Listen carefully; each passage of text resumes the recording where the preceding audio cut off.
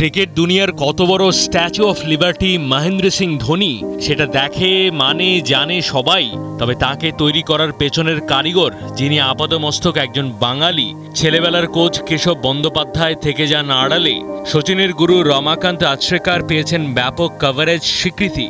ধোনি সরাসরি তার গুরু হিসাবে কেশবকে স্বীকৃতি দিলেও ক্রিকেট ইতিহাসের আজকের সবচাইতে প্রখর মস্তিষ্ককে একসময় চারা গাছের মতো যত্ন করে একটা জায়গায় নেওয়া পেছনের মানুষটা কেমন করে যেন এতগুলো বছর থেকে গেছেন আড়ালেই, বাঙালি বলেই কিনা কে জানে। এই বঞ্চিত মানুষটার কলকাতায় তার মধ্যবিত্ত বসার ঘরে কান্না জড়িত একটা সাক্ষাৎকার সম্প্রতি ছড়িয়ে পড়েছে অন্তর্জালে। এরপর থেকে লোকে নতুন করে ছুটে যাচ্ছে তার কাছে। ধোনি, মহেন্দ্র সিং ধোনি কেন, কি করে হয়েছে, 42 বছর বয়সে কি করে ধরে রাখতে পারেন ওরকম ফিটনেস? সেই সাক্ষাৎকার থেকে এমএসজির স্বকীয় প্রস্তুতির ফর্মুলার চুম্বক সারাংশ রইল। অন্যান্য ক্রিকেটাররা জিমে অনেক সময় ব্যয় করে, তবে ওর চিন্তা ভাবনা সবসময় আলাদা, প্রস্তুতির ধরনও। ধোনি একদমই জিমে যায় না। ওর মতো ভালো ফিটনেসের মূলে ব্যাডমিন্টন, ওটা নিয়মিত খেলেই এত ভালো মানের শারীরিক সামর্থ্য ধরে রেখেছে এই 42 পেরিয়েও।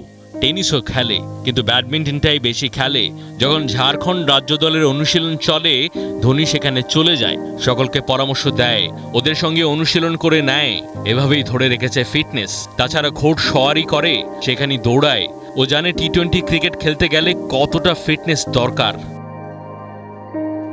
কেশব মনে করেন এবারের আইপিএল শেষেই ব্যাট প্যাট তুলে রাখবেন ধোনি।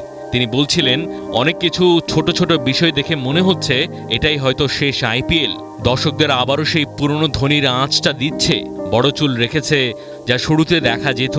হয়তো পুরনো সেই ধোনির স্বাদটা রেখে মাঠ ছাড়তে চায়। তবে আবারও বলবো, ছোটবেলা থেকে দেখে আসছি ওর মস্তিষ্কে কি চলছে কেউ বলতে পারে না। পরের বার ইম্প্যাক্ট প্লেয়ার হিসেবে খেলতে দেখলেও অবাক হওয়ার থাকবে না। মাহাদি হাসান, ৭১।